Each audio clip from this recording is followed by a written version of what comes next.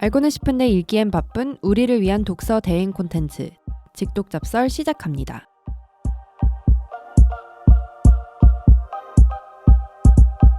직독잡설 2부 시작하겠습니다.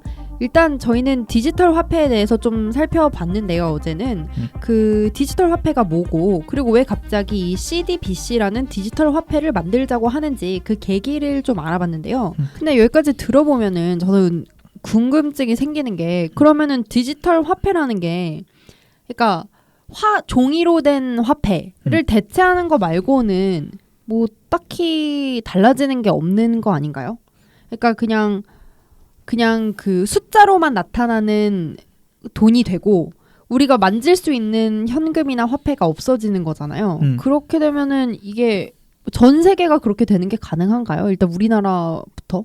그러니까 그렇게 될 확률은 그러니까 뭐 아직 초기 단계니까 그렇게 될 확률이 있는지 없는지는 사실은 아무도 모르는 상황이긴 하죠. 근데 이게 파급력이 생각보다 좀 크다고 이야기하는 사람 이제 지금은 논의가 그렇게 막 엄청나게 사람들이 그렇게 크게 주목을 하는 그런 이슈는 아니지만 이게 진짜 잠재적으로 크게 약간 화폐 혁명이 일어날 수도 있겠다라고 보는 분들이 있어요. 그게 왜 그러냐면 저희가 사실 어제도 간략하게 설명을 드렸는데 이제 이게 첫 번째로는 CBDC가 컴퓨터 프로그램이기 때문인데 이제 이게 컴퓨터 프로그램을 우리가 보통 이제 뭐 예를 들어서 뭐 조건을 걸 수가 있잖아요. 컴퓨터 프로그램이니까 우리가 뭐 실물 화폐에다가 조건을 걸 수가 없으니까.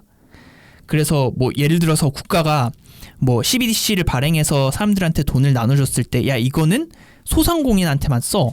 뭐 이렇게 하면은 현금으로 통장이 꽂히더라도 이제 이게 이마트나 롯데마트 같은 이제 대형 상권이 아니라 소상공인한테만 쓸 수 있고 뭐 그런 식입니다.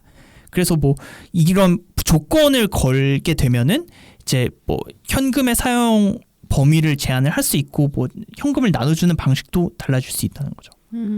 오늘 저기 서울 주요 자치구들이 지역사랑 상품권을 발행을 한 날이었거든요. 근데 그 인기가 엄청 많은 거 알아요? 뭔지 몰라요. 지역사랑 뭐 상품권이 마포사랑 뭐예요? 상품권, 그 지역에서만 쓸 수 있는 거예요? 강서사랑 상품권 이걸 자치구별로 다 발행을 해요. 근데 그거 누구 받을 수 있는데요? 저 못 받아요? 그게 수강 신청처럼 시간이 다 정해져 있고 그게 물량이 한정돼 있어서 그거 오늘 저는 못 샀어요. 너무 사람이 몰려가지고. 그럼 저도 받을 수는 있는 거예요? 할 수 있어요. 그게 10% 할인해 주거든요. 그러니까 사서 돈 주고 사는 거예요. 근데 돈 주고 10%된 상품권을 사서 지역에서 쓴다? 10만 원어치를 사면 9만 원을 주면 10만 원어치 지역 상품권 살 수 있는데 근데 그 상품권이 쓸모가 정해져 있거든요. 뭐 학원 이런 거 되고 근데 대형마트 안 되고 그 다른 지역에서 못 쓰고 그래요. 근데 보통 저도 헬스장에 결제하려고 그걸 살려다 못 샀는데 그것도 돈의 프로그래밍이 된 거죠. 그러니까 꼭 이 지역에서만 쓰게 된 거고 업종도 정해져 있고 또 그리고 뭐 기간 지나면 없어져요. 뭐 그런 그렇죠. 돈은 돈인데 조건이 걸려 있는 돈인데 CBDC가 발행이 되면 우리가 그냥 쓰는 일반 원화도 그렇게 할 수 있다는 거잖아요. 그렇죠. 그러니까 뭐 작년에 코로나 지원금 생각을 해보면은 그게 뭐 이제 현금 카드로 저는 받았던 기억이 있는데 그 현금 카드가 예를 들어서 일정 6개월이 지나면은 그냥 없어지는 돈이 됐잖아요. 그러니까 그 시간 내에 무조건 쓰라고 한 거죠. 현금 카드로 받았어요? 현금 카드로 받았던 기억이 있어요. 왜 나 못 받은 것 같지? 신청 안 하면 못 받았어요 그때. 신청 안 했던 것 같아. 근데 그런 사람이 진짜 있구나. 그럴 수 있죠 뭐. 그렇죠. 그러니까 그게 신청을 왜 해야 되냐면 당신의 계좌를 국가는 모르기 때문에 등록을 하는 게 사실 신청인 거거든요. 그렇죠. 만약에 모두 나의 계좌가 있으면 등록을 할 필요가 없겠죠. 그냥 백희연의 그 한국은행 계좌가 있었으면 그냥 들어가면 지금도 있겠지. 엄마가 대신 받았던 것 같다. 그럴 수도 있겠네. 그때는 같이 살아셨으면 그럴 수 네네. 있겠네. 뭐 약간 가족끼리 이렇게 해야 되는 거 아니에요? 그러니까 그렇죠, 제가 혼자 맞아요. 나와 있지가 않았어가지고. 세대주가 맞아요. 그렇죠. 세대주만 받았던 거죠. 맞아. 그래. 그래서 제가 못 받았어요. 어머니가 잘 쓰셨겠네. 네, 효도하셨네. 엄마가 잘 써서. 그래. 효도하셨네요. 아니 그러면은 네. 저는 잘 이해가 안 돼요. 그러면은 CBDC를 만들면은 상품권이 아니라 이게 현금이라는 거죠? 현금인데 상품권처럼 그렇게 뭐 쓰는 지역도 제한을 할 수 있고 쓰는 시간도 제한을 할 수 있고 쓰는 사용처도 제한을 할 수 있기 때문에 되게 이제 복잡하네요. 정책을 펴기에는 되게 이제 자유로운 거죠. 편하네. 정부가 편하네요. 그렇죠. 이제 뭐 정부가 편하. 그렇죠. 정부는 그러니까 이번에 발행하는 돈은 이제부터 소상공인 전용 그겁니다 하고서는 전 국민 뭐 지원금 주고 마음껏 그걸 컨트롤할 수가 있는 그러니까요. 권한이 생기는 거니까 좋겠죠. 뭐 예를 들면 65세 이상인 사람한테는 의료기관 할 때는 뭐 자동으로 할인이 들어가게 한다든지. 그러니까 프로그래밍 가능해지면 할 수 있는 게 엄청 많아지니까. 그렇죠. 지금은 사실 은행이 다 컨트롤하거나 카드사가 다 컨트롤해야 되잖아요. 그러니까 은행이나 카드사라는 걸 거쳐야 되는 건데 돈에다가 이걸 내장시켜 버리면 그런 것들은 별로 신경 안 써도 되겠죠? 그죠. 뭐 한 번 거치지 않고 그냥 국가가 다이렉트로 하는 거니까 효과도 확실할 거고. 그래서 이제 이거를 남궁 기자 페이스북을 들어가 봤더니 이 관련 책을 쓰셨더라고요, 칼럼을. 예, 한번 읽었죠, 저도 미리.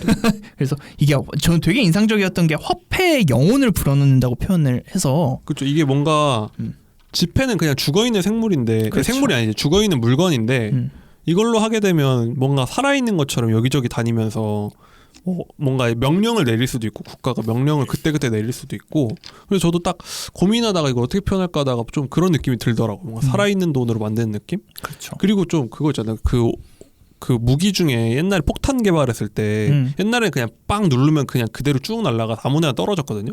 근데 그 옛날에 그 군대에서 멍텅구리 폭탄이라고 한단 말이에요. 아 그렇죠. MK 네. 뭐 그런 처음 폭탄이라고 들어봐요. 불렀었던. 그러니까 멍텅구리 폭탄이 뭐냐면 그냥 옛날 2차 세계대전 때 왜 영상 보면은 하늘에서 비행기가 문 열면 그냥 우두두두 떨어진 폭탄 있잖아요. 네. 근데 그게 그냥 멍텅구리 폭탄인 거예요. 물건인데. 맞아요. 그냥 아무데나 떨어뜨려 일단 맞으면 좋고 아니면 네. 어쩔 수 없고. 그냥 쏘면은 그 순간 끝나는데 요즘 폭탄은 쏜 다음에 자기가 이렇게 조이스틱으로 컨트롤해가지고 갔다가 이렇게 터트릴 수가 있잖아요. 그러니까 돈이 그렇게 되는 거예요. 이제 지금은 그냥 찍어내는 순간 어디로 흘러갈지 아무도 모르고 은행이 알아서 하는 건데 이 CBDC가 되면 중앙은행이 발행해놓고 갑자기 이제부터는 여기다가 더 쓰게 하거나 이제부터는 그걸 못 쓰게 한다든지 지금도 이렇게 왜 범죄자들 검사들이 사기꾼 잡은 다음에 계좌를 동결하잖아요. 그렇죠. 돈을 동결하는 게 아니잖아요. 맞아요. 근데 이제는 CBDC가 되면 그냥 국가가 그 압수수색이 되는 순간 그 돈을 동결시킬 수가 있는 거죠. 맞아요. 은행을 안 거치고.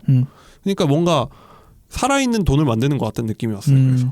그죠. 그래서 뭐 예를 들어서 이 금융 정책을 하시는 분들에게 전화를 해서 뭘 물어보면 예를 들어서 아니 뭐 대출이 왜 이렇게 뭐 왜지 가계빚이 왜 이렇게 늘었어요? 뭐 어떻게 뭐 이렇게 이유를 물어보면 사실 공통적으로 하시는 말씀이 있어요. 돈에는 꼬리표가 달려 있지 않다.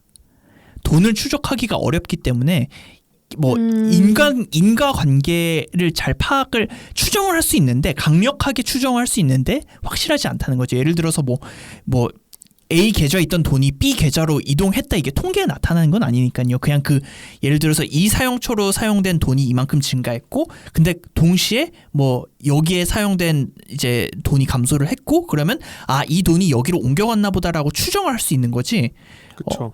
근데 이제 만약에 CBDC를 사용을 하게 되면은 돈의 꼬리표가 붙어서 사실 더 정확한 통계를 파악을 할 수 있게 되는 그런 장점도 있는 거죠. 근데 어떻게 보면은 너무 정부에 집중되는 것 같은데 권력이. 그렇죠.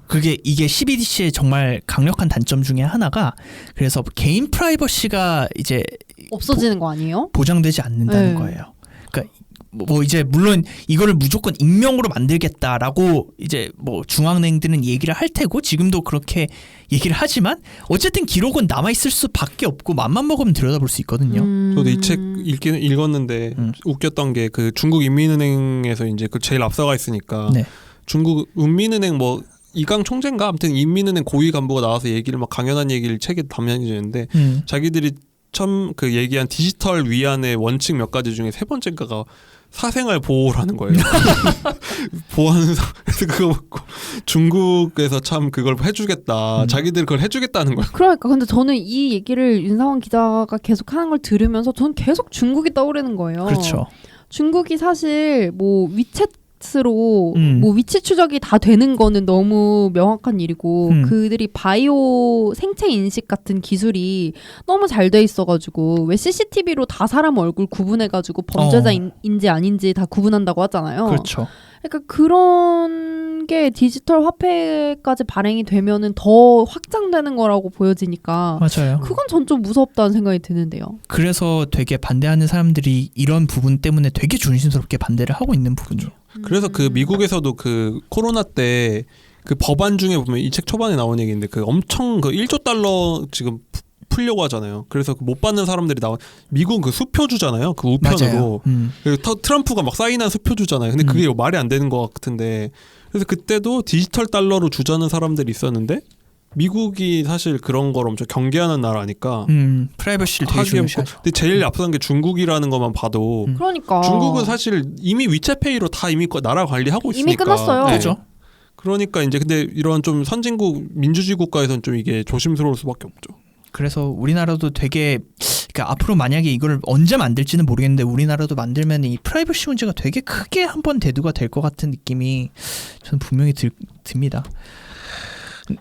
근데 아무튼 이제 프라이버시도 프라이버시인데 어쨌든 근데 이제 중요한 거는 이렇게 프로그래밍이 가능한 돈이라고 제가 말씀을 드렸잖아요.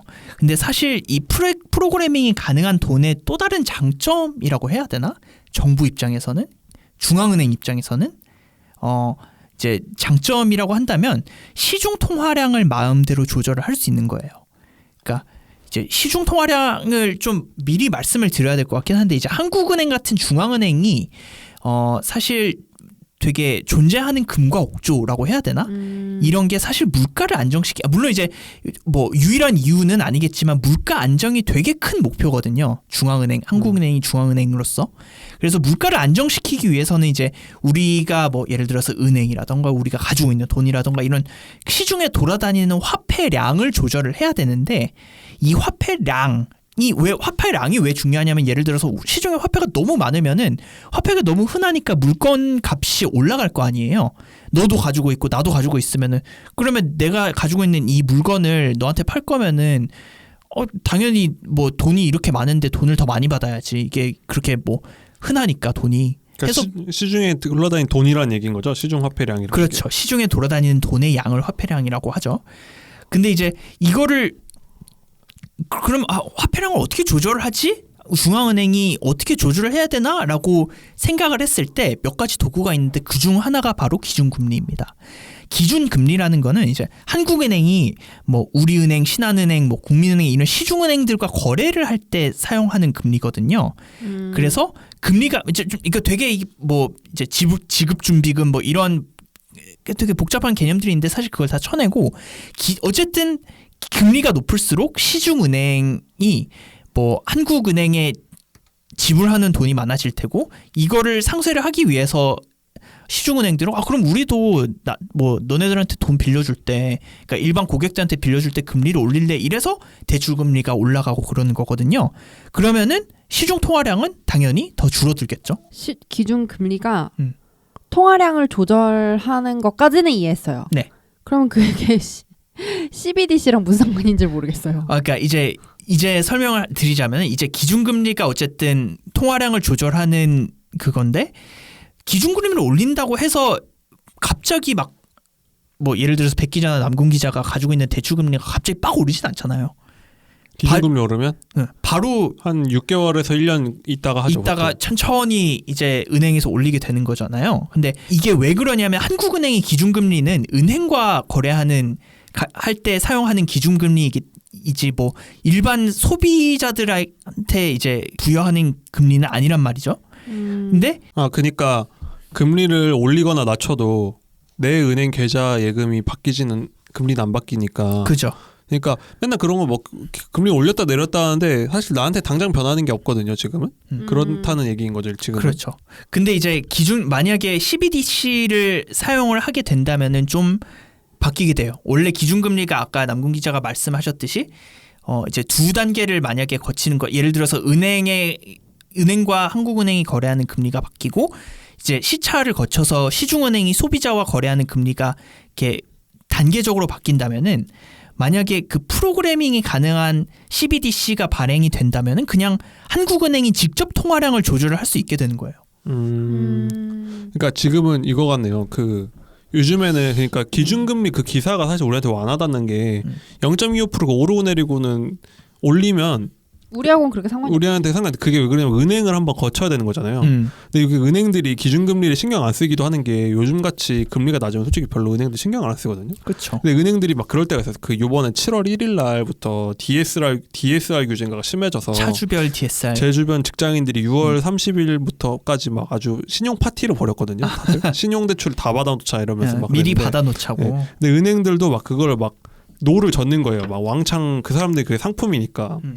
근데 그게 그러니까 은행들은 한국은행이 하고 싶어도 은행의 영업적 목적이 있으면 좀 금리가 올라가도 막 파티를 하는 거죠. 그렇죠. 예를 들면 주택담보대출 이런 게 된다 하면 막 찍어내는 거 대출을 막 만들어내면은 시중에 돈이 막 흘러 넘치게 되는 거잖아요.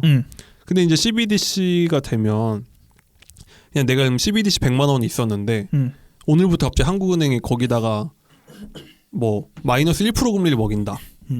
그 오늘부터 바로 그럼 이 순간부터 그럼 제 통장에 있는 돈이 내일부터 1원 2원씩 줄어들게 할 수 있게 되는 거잖아요. 그렇죠? 그래서 파급력이 센 거 아닌가요? 그렇죠. 그러니까 금리 은행을 거치지 않고 그냥 그 순간부터 우리가 가지고 있는 돈의 금리가 변하게 되는 거죠. 그거 있잖아. 그 쇼핑몰 적립 포인트 같은 거 소멸되잖아요. 갑자기 오늘 들어가 있으면은 그거를 이제 한국은행이 내 돈에다가 할 수 있게 되는 거니까. 근데 그러면 누가 한국은행 계좌를 만들어요? 그러니까 물론 다 마이너스를 하진 않겠지. 마이너스를 하진 않고. 근데 사실 그거잖아요. 금리를 올리는 게 예를 들면 우리 요즘에 예금 금리 거의 0%잖아요. 그러니까 아무도 예금에 안 넣어놓고 다 막 주식 사고 다 막 돈 쓰고 하는데 이거 돈이 예를 들면 한국은행 생각에 돈이 너무 많이 풀렸어. 이거 좀 컨트롤해야 되면 오늘부터 다 2% 줍니다라고 하는 거예요. 그럼 다 현금을 만들어 놓겠죠. 그렇죠. 근데 갑자기 경기가 너무 죽은 것 같은 거죠. 그럼 옛날에서 막 기준금리 내리고 이러는데 그게 보통 한 6개월에서 1년 걸린대요. 기준금리 효과가 나오는데 그냥 은행을 거쳐야 돼서. 그렇죠. 근데 예를 들면 오늘부터 갑자기 통장에 있는 돈은 다 마이너스 금리 먹일 겁니다 하면 사람들이 나가서 막 돈을 쓴다는 거죠. 그렇죠. 그래서 CBDC가 사실 제일 처음 논의된 거는 이 이유 때문인 거 아세요? 이게 2018년도에 한창 경제학자들이랑 이제 뭐 그때 당시 엄청나게 진전이 당연히 되진 않았지만 그때 당시에 CBDC를 우리가 도입하자고 이야기가 나왔던 이유가 바로 이 마이너스 금리 때문이에요. 우리가 금리를 아무리 낮춰도 사람들이 돈을 안 쓰는 거죠. 쌓아두고. 그럼 왜 돈을 안 쓰지 사람들이? 라고 하지만 뭐 아무래도 소비자들 입장에서는 미래에 대한 불안감이 아직도 남아 있을 수 있을 테고 뭐 돈이 이제 뭐 굳이 쓸 이유가 없을 테고 그래서 사람들이 생각을 해낸 게 야 그럼 우리가 중앙은행이 직접 금리를 컨트롤하자. 우리가 마이너스 금리를 먹이면은 그냥 계좌에 넣어놓으면 사라지면 손해잖아요. 소비자들 입장에서. 그러니까 그럼 사람들이 빨리 쓰기 시작하지 않을까 해서 한 2018년쯤에 중앙은행들이 경제학자들 중심으로 그러면 중앙은행이 그냥 직접 화폐를 만들어 보면 어떨까라고 그때 이야기를 해요. 이게 그 사실 마이너스 금리가 한국은 아직은 어찌됐든 성장하는 나라라 가지고 한국이랑 미국은 해당이 없는데 일본이랑 유럽이 진짜 저성장이잖아요. 그렇죠. 그러니까 일본은 거의 마이너스 금리한 지가 10년이 넘었을 거예요. 아마 제가 알기로는 엄청 오래됐거든요. 네. 전 세계에서 최초로 마이너스 금리한 나라도 일본이고 그렇죠. 유럽도 그래요. 유럽은 그 독일 채권은 마이너스 금리로 발행된 게 몇천조 원어치인가 있을 거예요 아마. 근데 아무리 마이너스로 하고 싶어도 국민들한테는 그걸 못하는 거예요. 왜냐면 국민들은 그 돈 빼가지고 집에 쌓아놓을 수가 있잖아. 그래서 항상 그 유럽 통화 당국의 꿈은 이 국민들의 돈을 어떻게 쓰게 할까. 그죠. 그래서 일본도 막 쿠폰 발행하잖아요. 그래서 일본은 쿠폰도 발행하고 그러니까 쿠폰을 발행하느니 엔화의 마이너스 금리를 바로 물리면 일본 국민들이 나가서 돈을 쓰지 않을까. 뭐 심지어 그런 아이디어도 나왔잖아요. 헬리콥터에 그냥 뿌려가지고 그냥 돈을 시중에다가 뿌리면 사람들이 그냥 그거 주워서 쓰지 않을까라고 할 정도로. 근데 이 마이너스 금리는 그 통화 당국자들 경기가 안 좋은 나라 당국자들은 좀 구미가 당기는 일이긴 하겠네요. 확실히. 그죠. 제가 아까 2018년이었는데 2008년입니다. 당연히 그 금융위기가 2008년이니까. 그러니까 우리나라 같은 경우는 한국은행이 만약에 계좌를 사람들이 다 열어요. 그러면은 우리가 거래하는 뭐 지금 거래하는 주 거래 은행들 있잖아요. 국민은행이나 신한은행이나 그런 은행들은 어떻게 되는 거예요? 그 입지가 되게 좁아지게 되는 거죠. 그러니까 지금 아까 우리가 다 같이 이야기를 했듯이 보통 기준금리를 뭐 이렇게 하거나 그러니까 계좌를 쳐서 거래를 할 때는 한국은행 계좌를 통해서 하지 않잖아요. 그렇죠. 근데 이 한국은행에 국민들의 계좌가 직접 생긴다는 얘기는 더 이상 우리은행이나 국민은행에 돈을 맡길 이유가 없어지는 거예요. 그러니까. 시중은행 예를 은행의 존재 자체가 사실 우리가 물리적으로 돈을 보관을 여기다 하는 것보다 너네들이 그냥 금고에 넣고 대신 보관해 주는 게 낫지 않을까 해서 시작이 된 거잖아요. 어떻게 보면은. 그리고 그것을 시작으로 은행들이 수익을 만들어내는 거는 내가 이렇게 금고에 돈을 쌓아놓는 것보다 그냥 대출을 해서 대출을 해주고 그 수익으로 이자를 받아서 사업을 키우면 되겠다가 현대 은행들의 사업 모델이잖아요. 네. 근데 이제 만약에 뭐 돈이 들어오는 게 없으면 은행들도 대출을 할 돈도 없을 테고 그래서 결국은 결제를 위한 통로가 될 수밖에 없다. 결제를 위한 통로. 네이버페이랑 다를 게 없어 지금. 그죠? 네이버페이에 저도 지금 돈 넣어놓고 있는데 근데 그러면 은행들이 다 너무 망하겠는데? 그렇죠. 20개 중에 살아남는 건 몇 개 안 될 것 같은데요? 그래서 은행들 입장에서는 되게 걱정인 거죠. 이런 이제 그래서 은행들의 입지가 좁아지고 뭐 결제 수단으로만 이제 뭐 몰락을 하는 것을 좀 왜 영어를 쓰는지 모르겠는데 어쨌든 네로 뱅킹이라고 그래요. 좀 네로우 좁다는 좁다? 뜻인가요? 그러니까 은행의 그 범위가 더 좁아진다 이런 얘기인 거죠. 근데 이런 네로뱅킹은 아까도 이제 저기 남궁 기자가 말씀하셨듯이 사실 IT 기업도 할 수 있는 거잖아요. 그러니까요. 네이버페이가 이럴 거면 네이버페이, 카카오페이 이런 거 쓰지. 그죠. 그래서 뭐 은행들이 그렇게 반발을 하고 있다는 거죠. 그러니까 저 지금 네이버페이랑 국민은행 계좌를 연결해놓고 쓰고 있거든요. 그러면은 한국은행 계좌를 네이버페이 연결해놓고 쓴다고 하면 네. 국민은행 예를 들면 국민카드도 한국은행 연결해놓고 쓰고 네. 그럼 국민은행은 뭐 별로 존재 의의가 없어지니까 그렇죠. 그냥 뭐 IT 기업이라 다를 바 없는 걸로 전락할 수가 있겠네요. 그렇죠. 그래서 미국은 할 수가 없겠네요. 지금 당장 미국은 금융으로 먹고 사는 나라인데 그죠. 미국도 그렇고 영국도 그렇고 그렇죠. 사실 금융 중국 빼고는 없죠. 사실 이런 거 할 수 있는 나라가. 그렇죠. 그러니까 이게 만약에 현실화가 된다고 하면은 엄청 금융업계 자체가 송두리째 움직일 만한 일이네요. 그러니까요. 그럼 돈을 쓰는 방식도 너무 달라져가지고 국가 정책도 변화가 너무 커지고 그럴 것 같은데요. 그렇죠. 이제 종합적으로 아까 저희가 했던 얘기들을 좀 종합을 해보자면은 뭐 아까 말씀하셨듯이 코로나 재난지원금처럼 뭐 사용 뭐 처가 좀 좁아진다던가 사용 기한이 생긴다던가 현금임에도 불구하고 이게 상품권이 아니라 현금이 꽂혔는데 이런 뭐 이제 제한이 걸린다던가 이런 그 기능이 있기 때문에 정부 정책도 좀 더 수월하게 펼칠 수 있는 반면에 이제 단점도 분명히 아까 말씀드렸듯이 보안 문제 같은 게 있죠. 개인 사생활 문제. 그러니까 뭐 이제 더 이상 뭐 돈의 흐름이 익명이 될 수가 없으니까 국가가 맘만 먹으면 들여다볼 수 있는 그런 사생활 보호, 개인정보 보호 문제도 있을 수 있고 사실 또 하나는 이 개인정보 문제를 좀 더 자세히 들어가 보자면은 중앙은행의 역량 문제도 사실 나와요. 뭐냐면 아까 말씀드렸듯이 한국은행이 직접 우리 뭐 일상 소비자들의 계좌를 트게 되면은 한국은행이 소비자들 대상으로 영업을 해본 적이 없잖아요. 이 사람들 다 공무원이거든요. 그렇죠. 그러니까 이 많은 사람들의 정보를 어떻게 관리를 할 거냐, 개인 정보는 제대로 이루어질 수 있을까? 이런 부분도 분명히 앞으로 나올 거라는 게 아마 이제 전문가들의 좀 우려 같은 겁니다.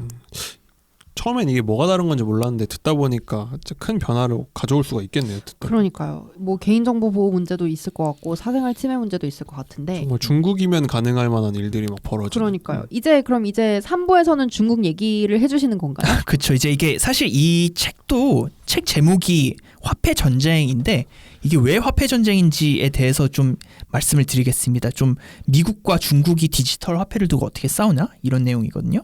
알겠습니다. 그럼 일단 시간이 다 돼서 오늘은 여기까지 하고요. 다음 주에 3부로 찾아뵙겠습니다. 다음 주에 뵙겠습니다. 네, 다음 주에 뵐게요.